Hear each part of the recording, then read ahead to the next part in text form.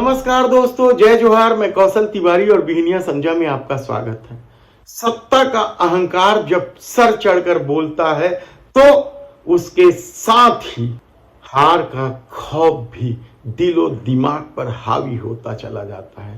तो क्या 2024 के चुनाव को लेकर मोदी सरकार में यही सब कुछ हो रहा है, या देश के प्रधानमंत्री नरेंद्र मोदी पर हार का खौफ हावी होने लगा है? हालांकि देश के प्रधानमंत्री नरेंद्र मोदी दावा कर रहे हैं कि इस बार भारतीय जनता पार्टी को 370 सीट मिल जाएगी, तो दूसरी तरफ धारा 370 को अलोकतांत्रिक बताते भी भारतीय जनता पार्टी के लोग नहीं थकते।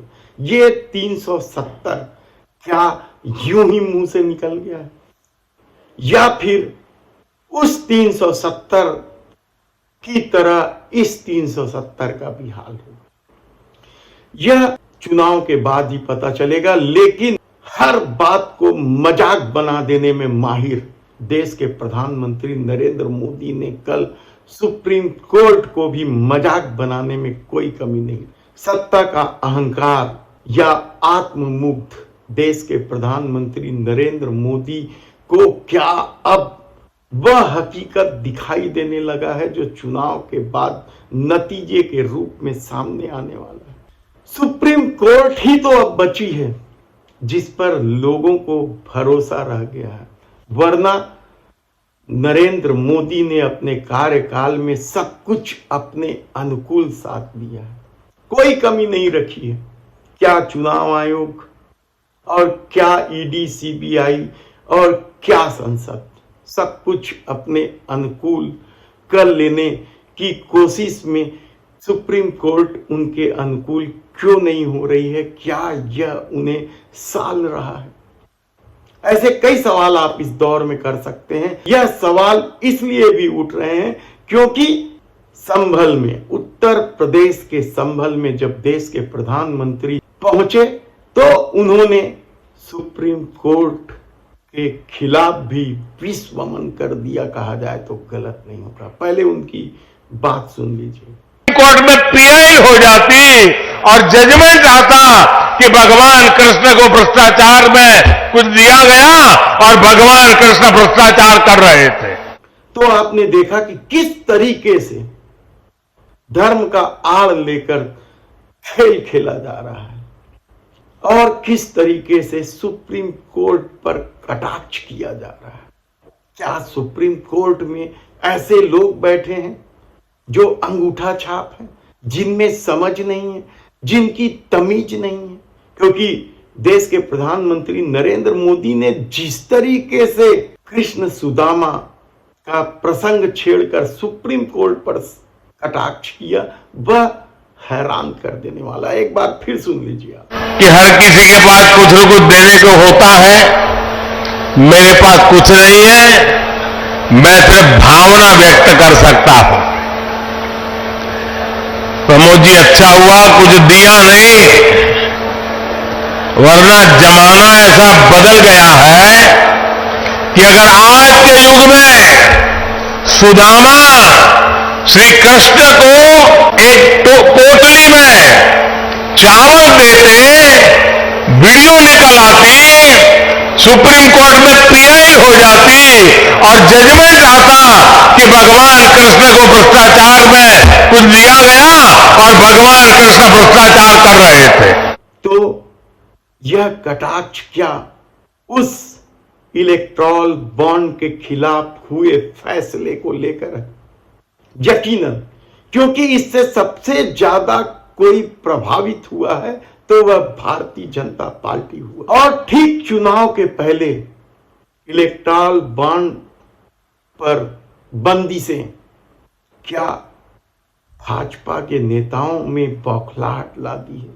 देश के प्रधानमंत्री सुप्रीम कोर्ट से चिढ़ गए हैं और इसके बाद चंडीगढ़ मेयर चुनाव को लेकर फैसले क्या साबित करते हैं कि सुप्रीम कोर्ट इस तमाम घपलेबाजी या गलतियों के बाद भी सत्ता के साथ खड़ी हो जाए। इस देश में यदि कहीं न्याय बचा है तो वह सुप्रीम कोर्ट ही तो है, जिस पर लोगों का अभी भी भरोसा है कि लोकतंत्र को अपने जूते के नोक पर रखने वालों को सुप्रीम कोर्ट ही ठीक कर सकता है।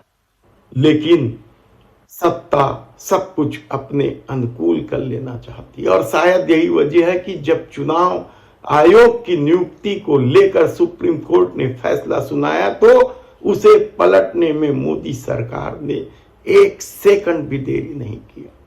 बहुमत के दम पर फैसले तो बदल दिए गए, लेकिन इलेक्टोरल बॉन्ड और चंडीगढ़ मेयर चुनाव के फैसले ने मोदी सरकार को एक तरह से नंगा कर दिया है, कहा जाए तो गलत नहीं होगा। लेकिन सत्ता की बौखलाहट 2024 का चुनाव साफ कह रहा है कि जितनी आसानी से 370 सीट का नारा लगा दिया गया है, जीत उतनी आसान नहीं है। क्योंकि कल उत्तर प्रदेश से भी खबर आई कि समाजवादी पार्टी और कांग्रेस में गठबंधन हो गया है। तेजस्वी यादव तो राहुल गांधी के साथ भारत जोड़ो न्याय यात्रा पर निकल ही चुके हैं। ऐसे में महाराष्ट्र, जहां कांग्रेस के साथ उद्धव ठाकरे और शरद पवार खड़े हैं, उन्हें तोड़ने की तमाम कोशिश विफल हो चुकी है, तो क्या वहां भी गठबंधन मजबूती से चुनाव लड़कर भारतीय जनता पार्टी को दहाई अंक भी नहीं छूने देगा। बंगाल में जरूर कोशिश हो रही है सीटें बढ़ाने की, लेकिन कहा जा रहा है कि जो परिस्थितियां हैं वह भारतीय जनता पार्टी के अनुकूल बिल्कुल नहीं है। और हिंदू मुस्लिम का जो खेल चल रहा है उस विपरीत परिस्थितियों को अपने अनुकूल करने के लिए चल रहा है। यानी वहां भी पिछली बार जो 18 सीटें जीती थी वह कम हो जाएगी। उड़ीसा में भी तो कम होने का दावा हो रहा है। तब छत्तीसगढ़, मध्य प्रदेश, राजस्थान, गुजरात, जहां की लगभग सभी सीटें भारतीय जनता पार्टी ने जीती है, वहां उनके पास सिर्फ खोने खोने का ही है।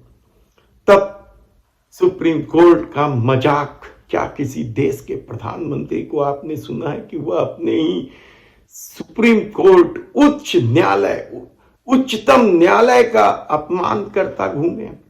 और यह किस तरह का संकेत है कि देश के प्रधानमंत्री यदि सुप्रीम कोर्ट पर इस तरह की टिप्पणी करता है या इस तरह की मजाकबाजी करता है तो वह देश को कहां ले जाने वाला है?